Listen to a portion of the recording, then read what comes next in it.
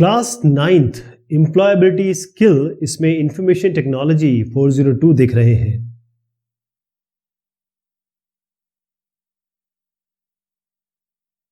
आज बात करेंगे राइटिंग स्किल्स के बारे में। सेंटेंसेस हम बोलते भी हैं और लिखते भी हैं। उसमें जब हम लिखते हैं तो क्या जरूरी हो जाता है। पहली चीज जो हमारा डिस्कशन हो चुका है, लेकिन हम दोबारा इस पे बात करेंगे कि जितने भी इंग्लिश के सेंटेंसेस हैं, सेंटेंसेस क्या हैं? ग्रुप ऑफ वर्ड्स, यानी कि आपके शब्द होते हैं और उन शब्द को मिला के कुछ मीनिंगफुल बनता है। उन्हीं को अलग अलग, जैसे अगर हम वर्ड ले लें तो वो पार्ट्स ऑफ स्पीच कहलाते हैं। तो जितने भी अंग्रेजी के सेंटेंस हैं उसमें ऑलमोस्ट ऑल, सब में कह सकते हैं, एक आपका एक सब्जेक्ट होगा और एक आपका वर्ब होगा। कई ऐसे होते हैं सेंटेंसेस जिसमें ऑब्जेक्ट होगा। अब सवाल उठता है कि ये सब्जेक्ट वर्ब, सब वर्ब के बारे में तो हम डिस्कस कर चुके हैं। सब्जेक्ट ऑब्जेक्ट क्या होते हैं? तो सब्जेक्ट क्या है? वो आदमी, वो इंसान या जो भी चीज, वस्तु जिसके बारे में बात हो रही है, जो कोई एक्शन कर रही है, जो कोई क्रिया कर रही है। तो जैसे मैंने वर्ब बताया था, इसका मतलब होता है क्रिया, जैसे सिटिंग, गोइंग, ईटिंग, ये सारा, या ईट, ये क्रिया होती है। अब वर्ब जैसे क्रिया बताता है, इसी तरीके से जो ऑब्जेक्ट है वो भी तो होता है। ऑब्जेक्ट क्या होता है? देखिए, सब्जेक्ट कोई काम कर रहा है, कोई क्रिया कर रहा है, लेकिन ये क्रिया किस पे हो रही है? ऑब्जेक्ट पे हो रही है।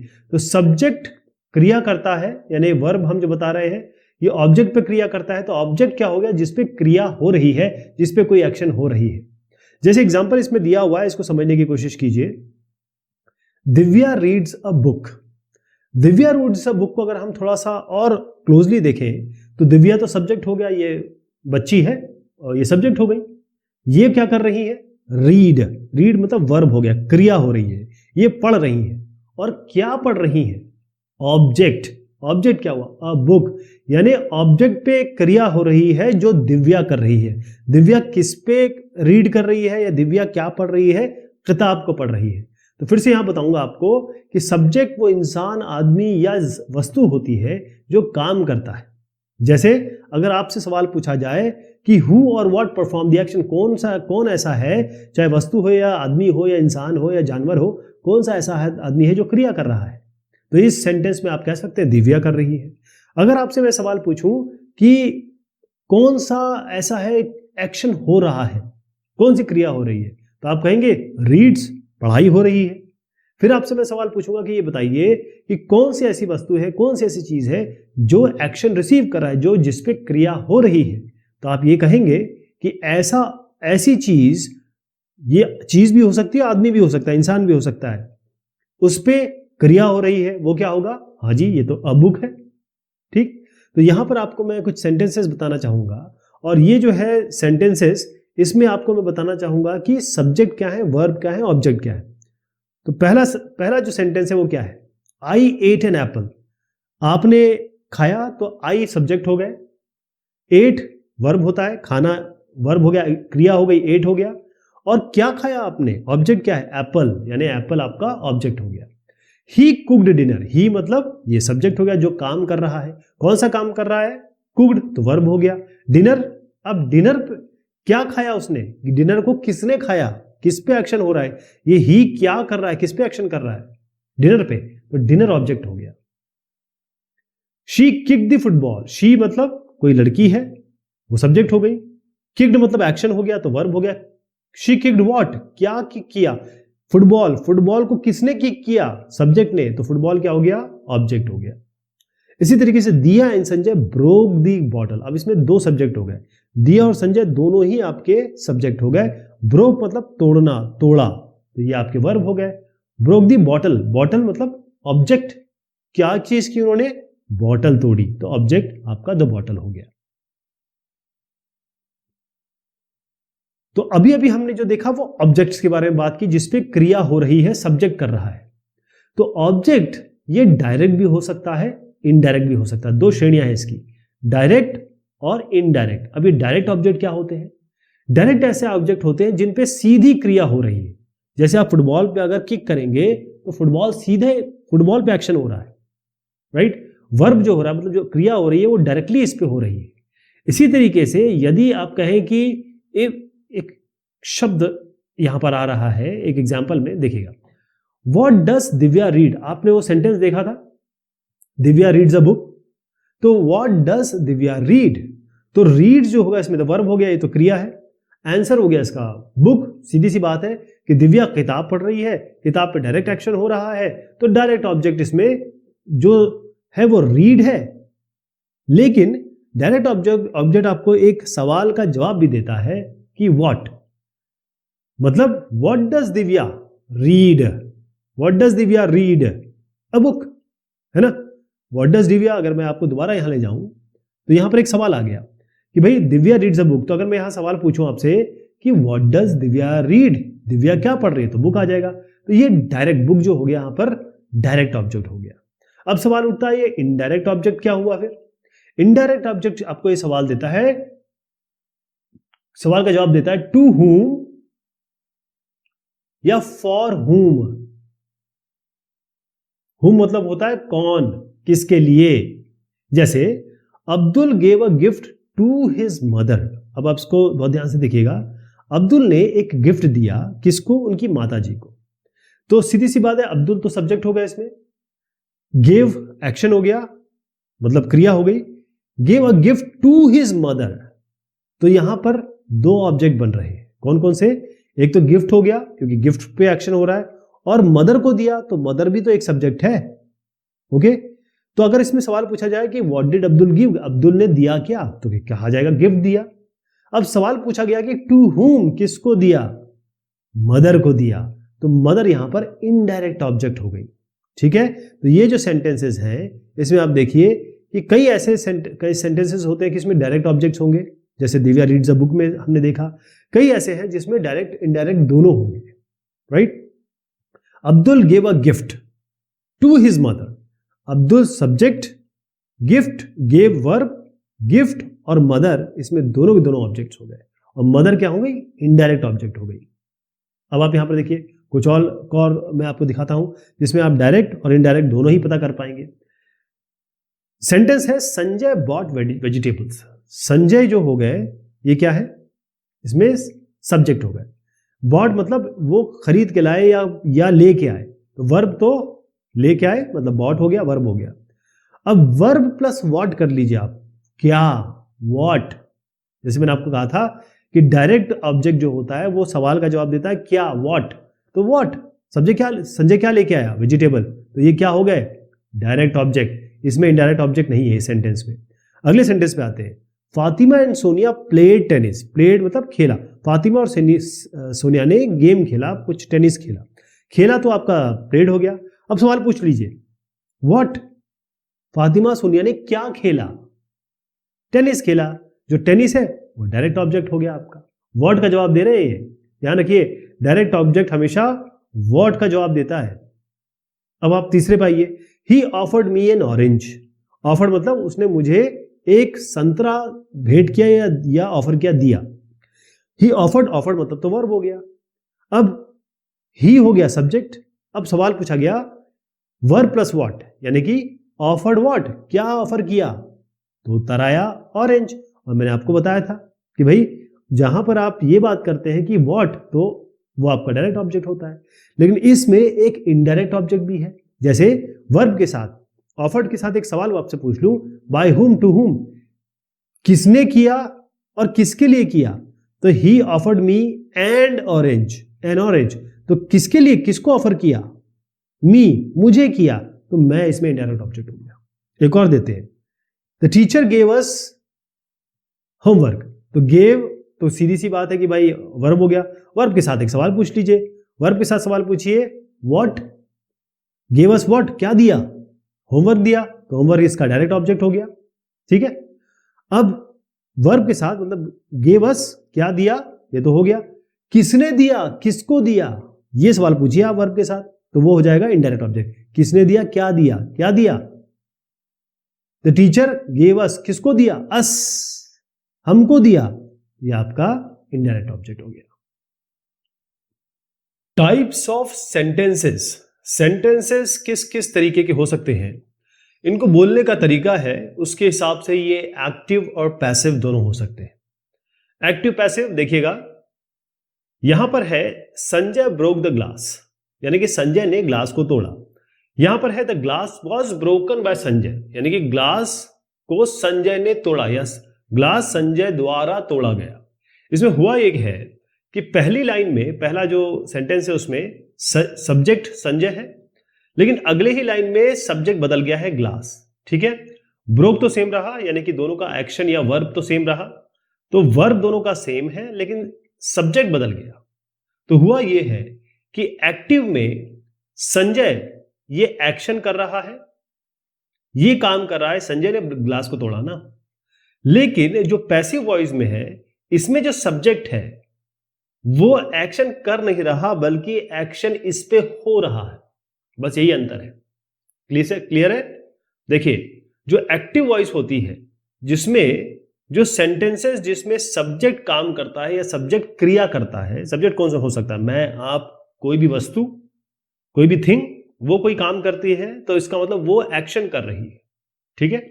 लेकिन जो पैसिव वॉइसेस होते हैं उसमें जो सब्जेक्ट है वो एक्शन नहीं करता, उस पर एक्शन होता है। जैसे देखिएगा the glass was broken by Sanjay, तो ग्लास टूटा ना, इस पे एक्शन संजय ने किया है। आपको मैं कुछ और सेंटेंसेस बताता हूं। शी रोट अ लेटर, अब शी इसमें क्या हो गया सब्जेक्ट, रोट हो गया वर्ब और ऑब्जेक्ट हो गया लेटर, ठीक। अब आप क्या करिए, बहुत ही आसान तरीका है अगर आप एक्टिव को पैसिव में चेंज करना चाहे तो। देखिए ये जो लेटर है ऑब्जेक्ट, इसको आप इधर ले आइए और शी को इधर ले आइए, तो शी तो नहीं रहेगा, letter was written by she तो नहीं होगा, letter was written by her होगा। तो a letter was written by her, मैंने क्या किया, ये है आपका सब्जेक्ट, ये है ऑब्जेक्ट और ये है वर्ब। सब्जेक्ट वो होता है जो क्रिया करता है, आदमी, इंसान या फिर कोई भी ऑब्जेक्ट, कोई भी चीज हो सकती है। लेटर भी इसी तरीके से हो सकता है, आदमी हो सकता है, कोई सामान हो सकता है। वर्ब क्या होता है, कोई क्रिया होती है। तो आप इसकी जगह एक्सचेंज कर दीजिए और उसी तरीके से फॉर्मेशन कर दीजिए, या उल्टा करिए। अगर पैसिव वॉइस है, इसमें क्या है, ये आपका सब्जेक्ट है, ये ऑब्जेक्ट है, इसको बदल दीजिए, यहां ले आइए, इसको यहां ले आइए, तो क्या होगा, ये एक्टिव से पैसिव में बदल जाएगा, पैसिव एक्टिव में बदल जाएगा। चलिए एक और एग्जांपल लेते हैं। ही ओपन द डोर, तो ही मतलब हो गया सब्जेक्ट, ओपन हो गया वर्ब और डोर हो गया ऑब्जेक्ट। बदल दीजिए, the door was opened by him, ही तो नहीं होगा क्योंकि सेंटेंस भी देखना है।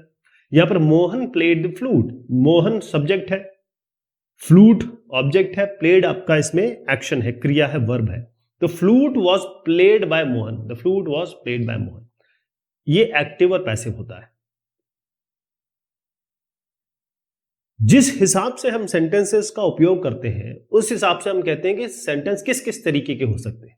जैसे आप देखिएगा, हु ब्रोक द बॉटल, सवाल पूछा जा रहा है, तो ये क्वेश्चन है, ये किस श्रेणी में आता है मैं अभी आपको बताता हूं, पहले इसको समझिए।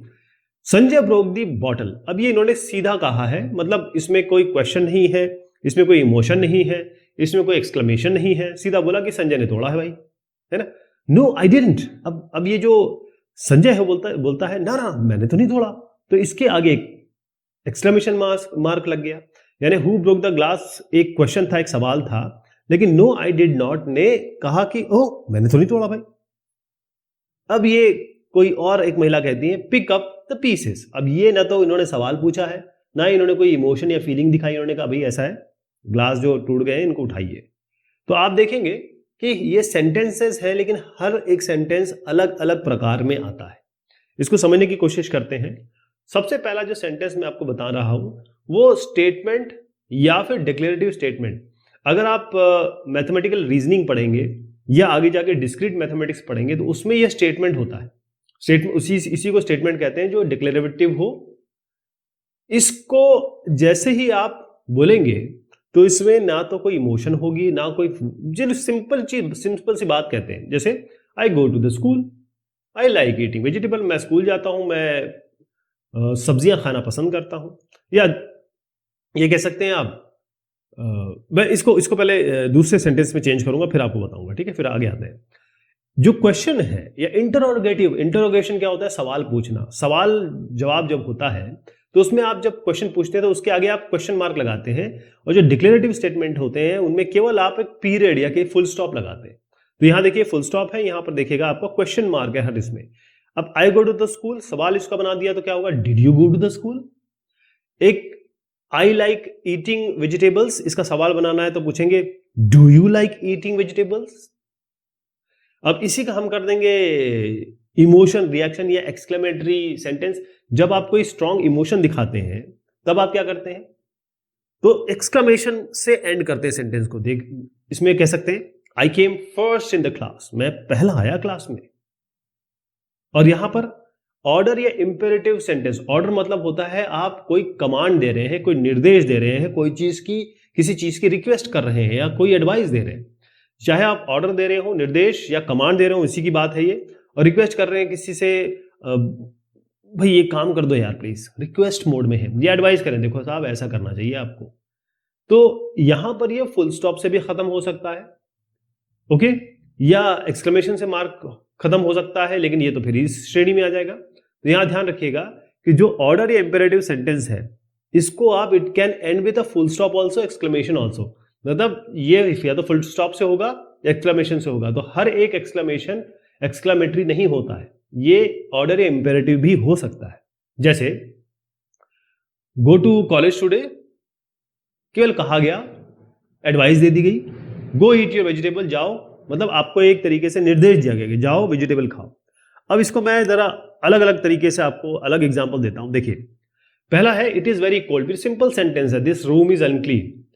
अगर इसको आप सवाल की तरफ पूछेंगे, how is the weather, could you help clean this room. ठंडा है तो ओह इट्स सो कोल्ड, तो एक्सक्लेमेशन लगा दिया, एक्सक्लेमेटरी हो गया।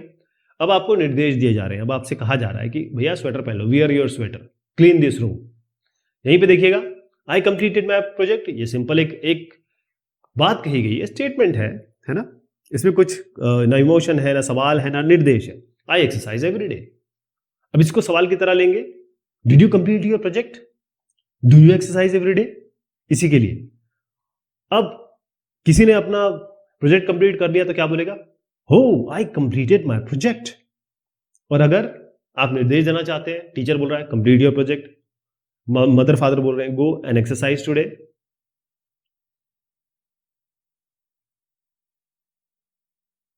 अगली बात आती है इसमें पैराग्राफ्स। पैराग्राफ्स क्या होते हैं? पैराग्राफ्स का मतलब ये होता है, देखिए पहले तो सेंटेंसेस, सबसे इंपॉर्टेंट है शुरुआत में लेटर्स A to Z, फिर इन लेटर से बनते हैं वर्ड्स, फिर वर्ड्स के कॉम्बिनेशन से बनते हैं सेंटेंसेस, ठीक है। अब सेंटेंसेस जब बन गए तो अगर एक ही तरीके के सेंटेंस है या एक ही चीज के बारे में बात कर रहे हैं तो सेंटेंस 1, सेंटेंस 2, सेंटेंस 3 का आप जोड़ दीजिए और इसी को हम कहेंगे पैराग्राफ। पैराग्राफ कहते हैं, ठीक है। तो सेंटेंसेस क्या होते हैं? जो पैराग्राफ बनाते हैं। और जब हम सेंटेंस बनाते हैं तो जब एक पैराग्राफ लिखते हैं तो उसमें कॉमन आइडिया होता है, यानी कि एक पैराग्राफ में वो चीजें होती हैं जो एक ही चीज के बारे में बात कर रही होती है। अगर आपका ये आइडिया 1 है और दूसरा आइडिया आपको देना है, दूसरे विचार लिखने हैं, तो आप पैराग्राफ 2 पे आ जाएंगे, दूसरा पैराग्राफ लिखेंगे। जैसे फॉर एग्जाम्पल एक एग्जाम्पल लेते हैं, जैसे अगर आप लिख रहे हैं तो एक काम करिए, पहले अपने स्कूल के बारे में लिखिए। और स्कूल के बारे में लिखना है तो पैराग्राफ क्या हो सकता है कि भाई स्कूल का नाम क्या है, वो कहाँ पर स्थित है, लोकेशन क्या है, उसका साइज क्या है, कितने लोग पढ़ते हैं, क्या है, ये सब इंफॉर्मेशन दे देंगे। उसके बाद दूसरे सेंटेंस पे आइए, अब आप स्कूल के बारे में बताएंगे कि आपको स्कूल के बारे में क्या पसंद है, क्या नापसंद है। जैसे देखिएगा यहां पर सेंटेंसेस ही है और पैराग्राफ बनाया गया है कि I go to government higher secondary school Balachhari, यानी कि आपने नाम बता दिया कहां पर है, आपने बता दिया 100 स्टूडेंट्स हैं यहां पर 7 टीचर हैं, ये मेन रोड पर है, सिटी के पास में है, रेलवे स्टेशन के पास में है और लोकल हॉस्पिटल भी है। ओके, अब यहां तक तो हो गया। अब यहां एक पैराग्राफ खत्म हो गया, अब दूसरा शुरू करिए। अब आप बताइए, I love going to school and learning new lessons, my school has a playground, मेरे स्कूल में एक प्लेग्राउंड है, वहां हम क्रिकेट खेलते हैं और एक लाइब्रेरी भी है और वहां से मैं किताब लेता हूं हर एक वीक और इसीलिए मुझे स्कूल पसंद है। तो इसको दूसरे पैराग्राफ में डालेंगे। पैराग्राफ एक ऐसे होगा, अगले के लिए एक ब्रेक छोड़ते हैं या फिर पैराग्राफ में हमेशा थोड़ी सी जगह देके शुरू करते हैं, यानी कि ये जो आई है वो यहाँ पर लिखा जाएगा, थोड़ी सी यहाँ जगह छोड़ देते हैं, तो जगह छोड़ के लिखते हैं ताकि पता चल जाए कि एक पैराग्राफ है। फिर अगला जो है उसमें भी यहाँ जगह छोड़ेंगे, यहाँ से शुरू करेंगे, यानी अगर इस तरीके से पेज है पूरा तो इसे जगह छोड़ के लिखते हैं, ये अक्सर किया जाता है। अब जो जो हमने देखा है, देखते हैं कि हम समझे कि नहीं समझे। Identify the subject in the sentence. The children played football. Children इसमें सब्जेक्ट है, फुटबॉल इसमें ऑब्जेक्ट है, प्लेड इसमें वर्ब है। ठीक है, तो चिल्ड्रन हो गया आपका, the children. Identify the object in the sentence. The children played the football, तो ये सब्जेक्ट जैसे मैंने बताया, ये वर्ब है, ये ऑब्जेक्ट है, तो फुटबॉल इसमें ऑब्जेक्ट हो गया। Which of this sentences has both direct and indirect objects. तो आपको याद है डायरेक्ट और इनडायरेक्ट में मैंने क्या बताया था, थोड़ा सा आपको ले जाऊं यहां पे।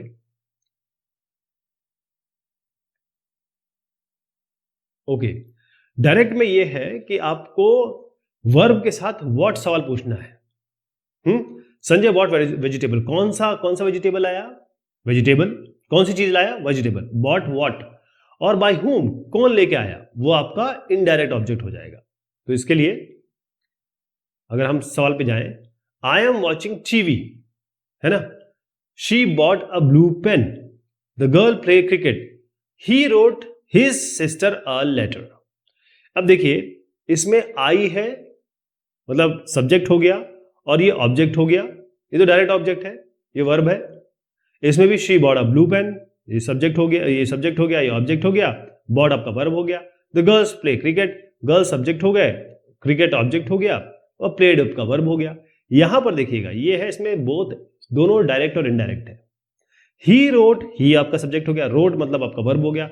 His sister a letter, his sister, तो आपका हिज सिस्टर एक तो आपका इनडायरेक्ट ऑब्जेक्ट हो गया, लेटर आपका डायरेक्ट ऑब्जेक्ट हो गया। ठीक। Which of the sentence is in passive voice.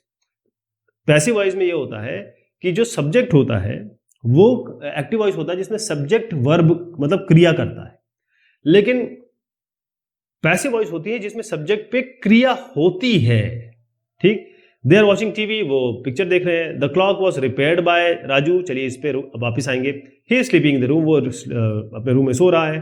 The pet dog bit the postman, एक पोस्टमैन जो है उसको कुत्ते ने काट लिया। यहां पर देखिए B, the clock was repaired by Raju, तो क्लॉक जो है वो सब्जेक्ट है, उस पर एक्शन हो रहा है रिपेयरिंग का, कौन कर रहा है, राजू कर रहा है, तो बी है इसका उत्तर। ये शॉर्ट आंसर क्वेश्चंस है, इसके बारे में काफी चर्चा की हमने, तो मुझे लगता है आप ये जवाब दे पाएंगे। चलिए साहब, ये बात हुई इस चैप्टर की, सेशन की। बहुत शुक्रिया, बहुत मेहरबानी आप सभी की।